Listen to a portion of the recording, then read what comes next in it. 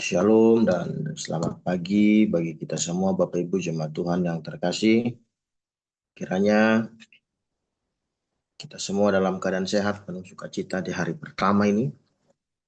Firman Tuhan menyapa kita di hari pertama ini 9 Februari 2026 dari kitab Ester pasal 4 ayat yang ke-14. Firman Tuhan,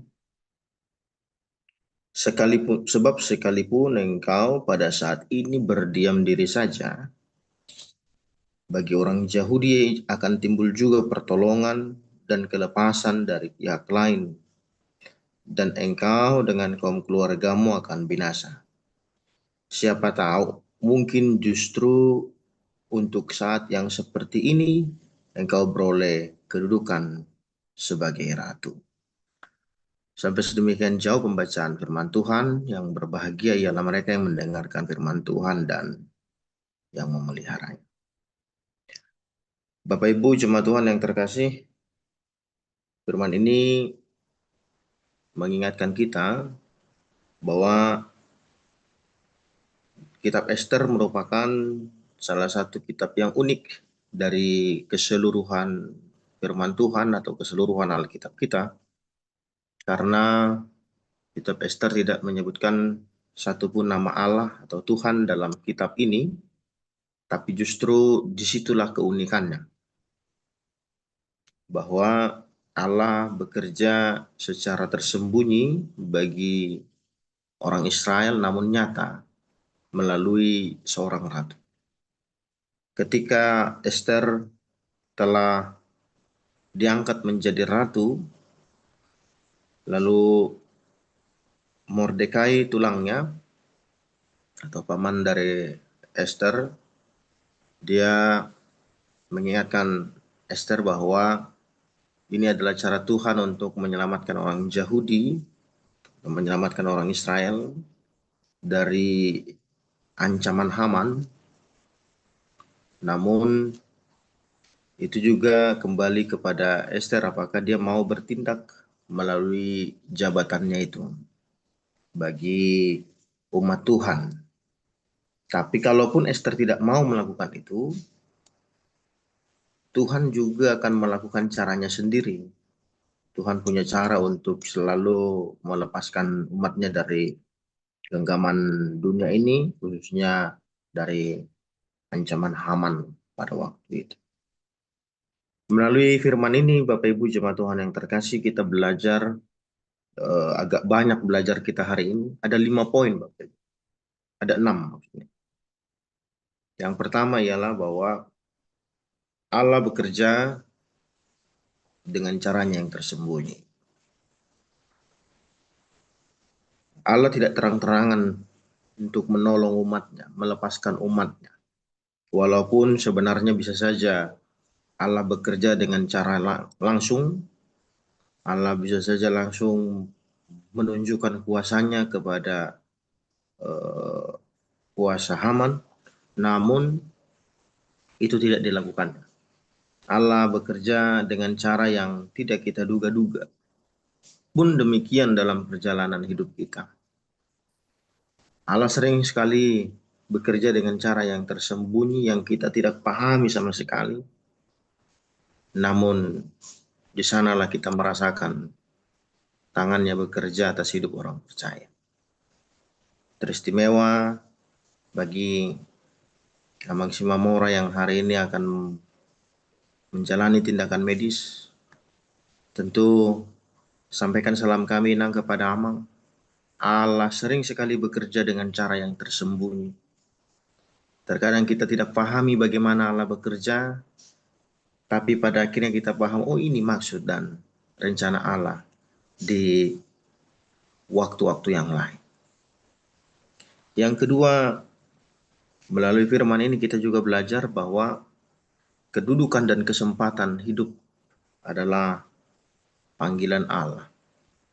Kalau kemarin kita belajar tentang panggilan Abraham, hari ini kita melihat ketika Ester dipanggil dan diangkat menjadi ratu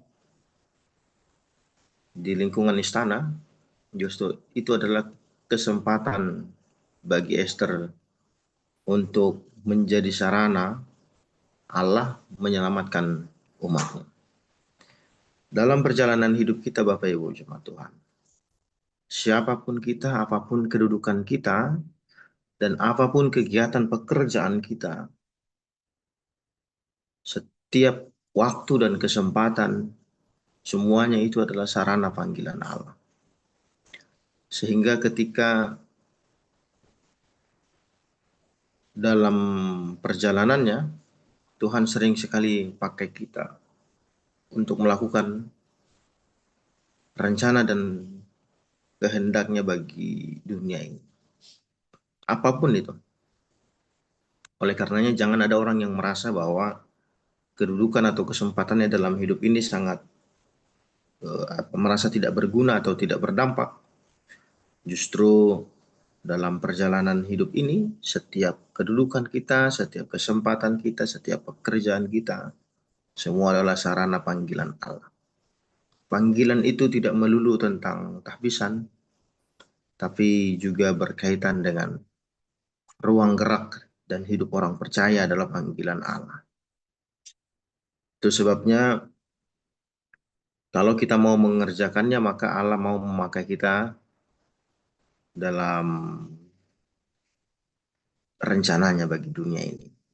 Tapi kalaupun kita tidak mau, Tuhan punya rencana yang banyak ya, yang tidak bisa kita atur. Itu sebabnya disebutkan kalau Esther pun tidak mau, ya mungkin kaum keluargamu akan binasa. Karena Allah punya cara yang lain untuk melakukan pertolongan dan kelepasan kepada umat yang dikasihi. Yang ketiga, melalui firman ini kita belajar bahwa iman itu menuntut keberanian.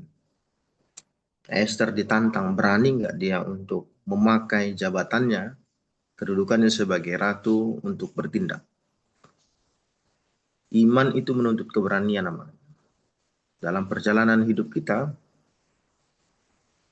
apakah kita berani untuk bertindak atas panggilan Allah, atau apakah kita berani sungguh-sungguh menyatakan keberanian kita, kami siap untuk Tuhan pakai menjadi alatmu bagi dunia ini, bagi pekerjaan kami, dan sebagainya.